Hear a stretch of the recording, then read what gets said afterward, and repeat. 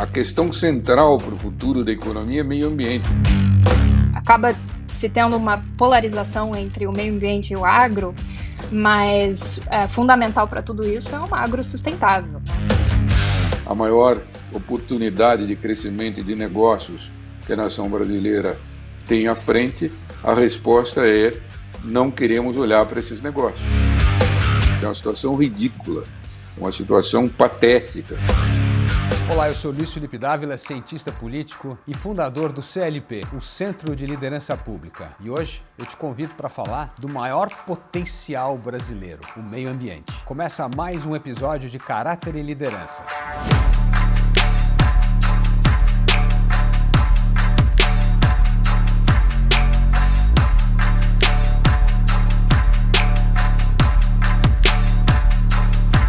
O Brasil tem um enorme potencial em transformar o meio ambiente no seu maior indutor do crescimento econômico, da renda e da prosperidade do país. Mas para isso é preciso mudar cultura e comportamento. E é sobre isso que eu vou conversar hoje com dois convidados muito especiais, Jorge Caldeira e Júlia Secula, ambos cientistas políticos e escreveram um livro memorável que se tornou leitura obrigatória. O livro chama-se Paraíso Restaurável. Vou começar aqui a nossa pergunta mais importante. O que mais chamou a atenção antes de começar a ler o livro é o mapa que a Júlia criou. Um mapa espetacular mostrando o potencial extraordinário do Brasil de transformar esse meio ambiente na sua força motora. Mas parece que tudo aquilo que nós temos em excesso nós não damos o devido valor. Como é que nós vamos fazer essa transformação cultural? Esse mapa que está na capa do livro, para quem não viu, eu estou botando ele aqui na minha frente. Esse mapa mostra um Brasil grande, né, num mundo pequeno. Esse mapa, que a Júlia foi quem descobriu, ele é um mapa que foi feito para a nova economia. Há 50 anos atrás, ou 60 anos atrás, a natureza não era um termo que se ligaria à produtividade, ou seja, não era valor econômico acrescentado à produção ou acrescentável à produção, né? O que mudou nos últimos 50 anos foi que as pessoas perceberam que, era preciso manter a natureza saudável e que, para isso, tinha que ter uma outra economia onde a produtividade da natureza fosse a base. Esta transição que o mundo está vivendo em velocidade cada vez mais acelerada, o Brasil não está entendendo o que está acontecendo. O Brasil é a Arábia Saudita da produção derivada da natureza. Por quê? Por que o Brasil é grande no mapa? Porque alguma coisa perto de 40% da produção da natureza ocorre nos 8% do território mundial do Brasil. Então, esta é a base nova que nós temos para explorar. Isso não era negócio, isso não era economia 50 anos atrás, aliás, não era há 10, e não era direção para a economia 2 ou 3 anos atrás. Então, é uma transformação que está vindo velozmente e que, infelizmente, o Brasil está parado enquanto o mundo muda. Ô Júlia, você que é de outra geração já vem com o DNA, com essa história do meio ambiente como um poder transformador da sociedade, né? Mas no Brasil a gente tem um quadro interessante, né? Parece que a política, principalmente do governo federal, parou no tempo. É uma visão dos anos 70 que floresta precisa ser domada, derrubada, conquistada e colocar indústria. Mas nós temos uma sociedade civil super bem organizada que tem uma outra visão, a visão exatamente do livro. Então hoje nós temos uma visão cívica mais avançada do que a visão de governo. Como é que nós vamos conciliar essas duas visões para transformar esse grande ativo que o Jorge Caldeira acabou de colocar nesse motor da retomada do crescimento, da renda, do emprego e da importância internacional do Brasil? Eu acho que, Luiz, você traz um ponto muito importante. A sociedade civil, de fato, vem liderando, na verdade, no mundo quando a gente fala da temática de meio ambiente, né? O Brasil também, acho que é importante sempre lembrar que tinha uma época que, de fato, lideramos esses assuntos. Então, é possível a gente fazer de novo. Mas eu acho que tem uma peça entre a sociedade civil e as organizações que trabalham com isso, e o governo, que é a sociedade como um todo.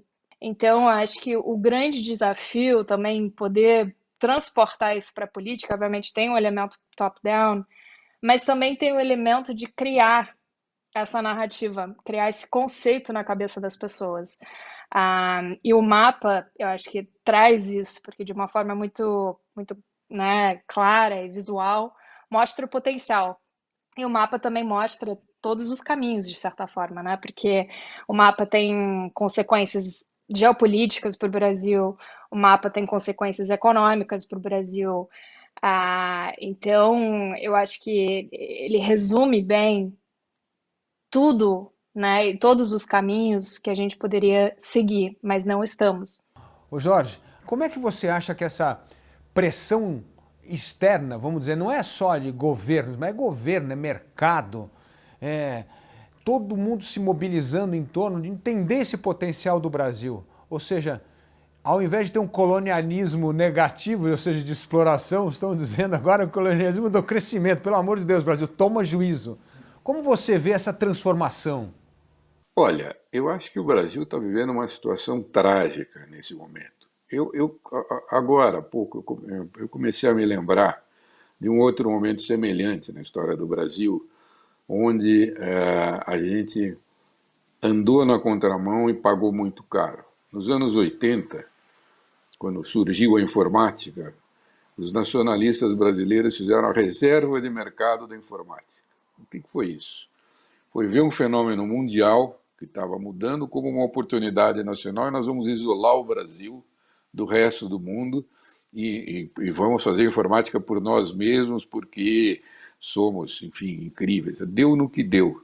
A Costa Rica tem fábrica de chip, o Brasil não tem fábrica de chip até hoje, né? Então, quando você está numa mudança e toma uma decisão errada, as consequências são trágicas.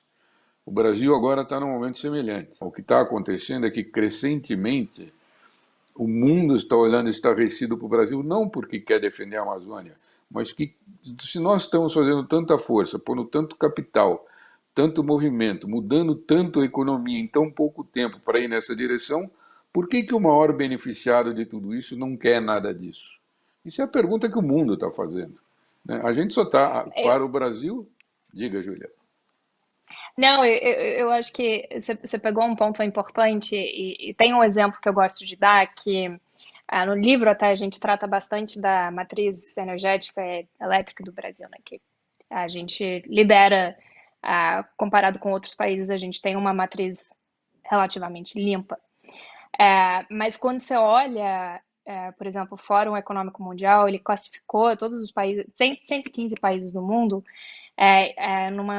no seu índice de transição energética. O Brasil chegou no lugar 46. Isso mesmo tendo a matriz mais limpa do mundo.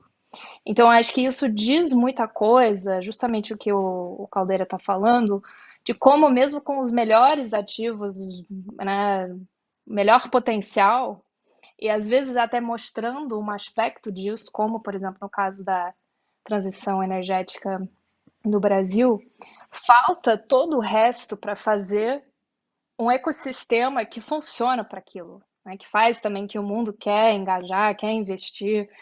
Esse índice, no caso, ele mensura facilidade de fazer negócio, imposto, enfim, uma série de coisas. Então, esse tipo de paradoxo, acho que você vê o tempo todo, né? A gente tem tudo, a gente até performa bem em certos sentidos, mas mesmo assim a gente fica para trás. Ô Jorge, você sempre gosta de ilustrar com excelentes números qual é a possibilidade que o Brasil tem de abocanhar grande parte desses recursos, que é muito maior do que, por exemplo, é o PIB da exportação agrícola brasileira hoje. Você poderia ilustrar para a gente esses números que nos inspiram um futuro melhor? Existe hoje alguma coisa como 40 trilhões de dólares de capital com cláusula ESG. O que quer dizer isso? Quer dizer o seguinte, é dinheiro de investimento que alguém põe, como põe no fundo de pensão, como põe em ação, põe, enfim, um ativo qualquer que você tem, e que você aplica num fundo ou no empréstimo, no que for, que tem cláusula ambiental. Quer dizer o seguinte, só empresta esse dinheiro se for com equilíbrio ambiental. Muito bem, quanto tem de dinheiro com essa cláusula no mundo? Isso é dinheiro privado. Perto de 40 trilhões de dólares, que é 20 vezes o PIB do Brasil. Né? Então tem 20 PIB do Brasil de capital privado que não vem para o Brasil. É inacreditável, mas é assim que estamos.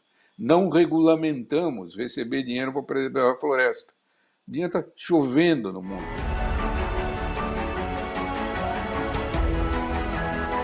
Se na sua propriedade, senhor produtor agrícola, tem 100 hectares de produção e 30 de floresta, os 30 de floresta, você pode receber dinheiro para deixar ela de pé, se o Brasil quiser, se o Brasil permitir. Né? Mas o Brasil não permite que você ganhe dinheiro, um dinheiro que existe no mundo, que o mundo é destinado para a situação como essa do Brasil, só que não se faz isso. Né? Então, essa é a situação que nós estamos, é uma situação ridícula, uma situação patética, uma situação de uma nação que não sabe mais qual é o seu interesse. No fundo é isso, quer dizer, do ponto de vista de quem é tradicional para pensar geopolítica, nós estamos praticando suicídio. É inacreditável. Aliás, Júlia, o que o Jorge Caldeira está contando para a gente é que nós estamos rasgando dinheiro, pegando dinheiro, rasgando, assim, falando, a gente não quer dinheiro porque tem um dinheiro que é para a gente. Não queremos. Nós não queremos esse dinheiro e está rasgando dinheiro. Mas, felizmente, vivemos numa democracia e esperamos que o próximo ano vamos ter uma eleição e alternância de poder, que é algo importante. Né? Você hoje fosse o ministro do Meio Ambiente, quais seriam as diretrizes básicas que nós teríamos de adotar para começar a inverter essa visão distorcida e deixar de rasgar dinheiro? Olha, se eu fosse ministro do Meio Ambiente da Inglaterra, da Alemanha, eu estaria hoje sentando para planejar a economia e o futuro da economia. Provavelmente o orçamento de longo prazo estaria submetido ao meu ministério. Os instrumentos econômicos, inclusive algumas políticas de Banco Central e de fundo SG, estariam submetidas a esse ministério. O lugar do meio ambiente não é mais o lugar de um ministério setorial ou que está abaixo dos outros fazendo. Ele é o Ministério Central. O programa das economias é carbono neutro até 2050 ou 2060. Então, o Ministério da Economia hoje é o ministério que controla o futuro da economia. O Ministério do Meio Ambiente, perdão. É o que controla o futuro da economia. Então, o que precisa acontecer no Brasil para cima? Os planos para os próximos candidatos a presidente têm que começar a ser formulados a partir de meio ambiente. A questão central para o futuro da economia é meio ambiente, não é mais uma questão secundária. Passou o tempo e cada mês que passa o Brasil vai ficando mais para trás nessa história. Né? E o Brasil tem tudo para fazer isso por uma outra coisa, que acho que é importante falar aqui. Para o mundo inteiro, transitar para uma economia de carbono limpo quer dizer, basicamente, destruir unidades produtivas que são emissoras de carbono, tipo usina elétrica de carvão, petróleo, carro, gasolina, etc. e tal, e substituir isso por energia limpa. O caso brasileiro é completamente diferente do resto do mundo. Para o Brasil, ir para o carbono neutro quer dizer plantar 5 árvores por hectare de terra abandonada, que não é nem mata, nem a terra agrícola, nem nada. Então, o planejamento estratégico do Brasil para entrar no mundo do carbono limpo é impedir desmatamento e plantar árvore, ao contrário do resto do mundo. É com isso que nós vamos ganhar dinheiro. Fala, Júlia. Não, e é só acrescentar que eu acho que né, eu trabalhando nesse Ministério de Meio Ambiente junto com o Caldeira, eu acho que são algumas coisas, né? Eu acho que em termos de baixar a emissão de gás de efeito estufa e, por exemplo, cumprir com o Acordo de Paris, é parar de desmatar e fazer o que o Cafu acabou de falar. Mas eu acho que tem um outro elemento que a gente olha pouco no Brasil, que é como as mudanças climáticas vão impactar as nossas cidades, né? Principalmente as cidades na costa. 60% da população brasileira mora em grandes cidades costeiras, né? Então, eu acho que uma coisa que também está faltando, e parte desse plano, e uma das razões porque talvez a infraestrutura teria que ser sob esse ministério, é como é que a gente adapta as nossas cidades para as mudanças climáticas.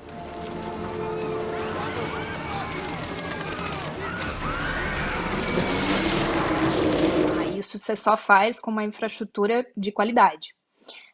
Então, acho que isso certamente também é outro elemento. Eu acho que uma coisa que também, né, nessa discussão meio ambiente, acaba se tendo uma polarização entre o meio ambiente e o agro, mas fundamental para tudo isso é um agro sustentável, né? Que existe e funciona. E pode se aproveitar também desses movimentos no mundo todo. E, por último, eu acho que tem que ter um elemento, eu costumo falar quase um DARPA brasileiro. DARPA, para quem conhece, né, foi um movimento de ciência e tecnologia dos Estados Unidos durante a Segunda Guerra, depois, na verdade, logo depois, para entender, de fato, o patrimônio que temos na Amazônia. E para isso precisamos de investimento em ciência e tecnologia, criar o banco de dados da Amazônia, né? Hoje, a empresa que tem o maior número de patentes na Amazônia é a Roche, na Suíça. Então, aí você já começa a entender, né, o que, de novo, a gente está rasgando dinheiro e deixando o outro se aproveitar de certa forma, porque hoje não tem investimento para isso. Então, eu queria agradecer muito Jorge Caldeira, Júlia, pela participação de vocês aqui no programa Caráter e Liderança. Aliás, o que falta hoje na política é caráter e liderança. Obrigado. Muito obrigada, Luiz.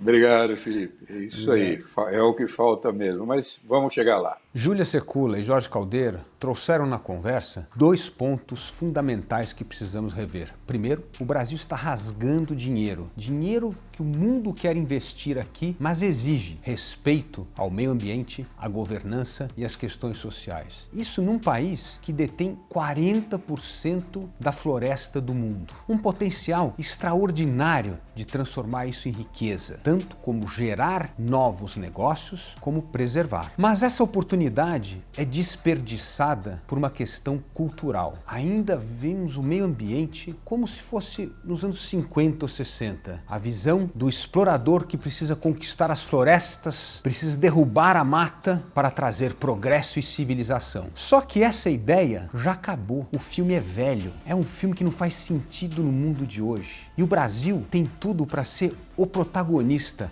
o mocinho do novo filme. E nós não somos por uma questão de ignorância, de barreira para entender o mundo. O mundo quer fazer o Brasil se tornar um dos maiores protagonistas nesse novo mundo. E nós recusamos como se isso fosse algo que ferisse a soberania nacional. Acontece que toda vez que o Brasil pensa em soberania nacional como uma forma de se proteger do mundo, da evolução, da tecnologia e das inovações, sabe o que acontece? Nós ficamos mais pobres, mais ignorantes e mais desiguais. Nós não podemos repetir esse erro histórico. Nós temos de olhar para frente e navegar de acordo com o mundo moderno. E o mundo moderno é o meio ambiente no epicentro da política pública.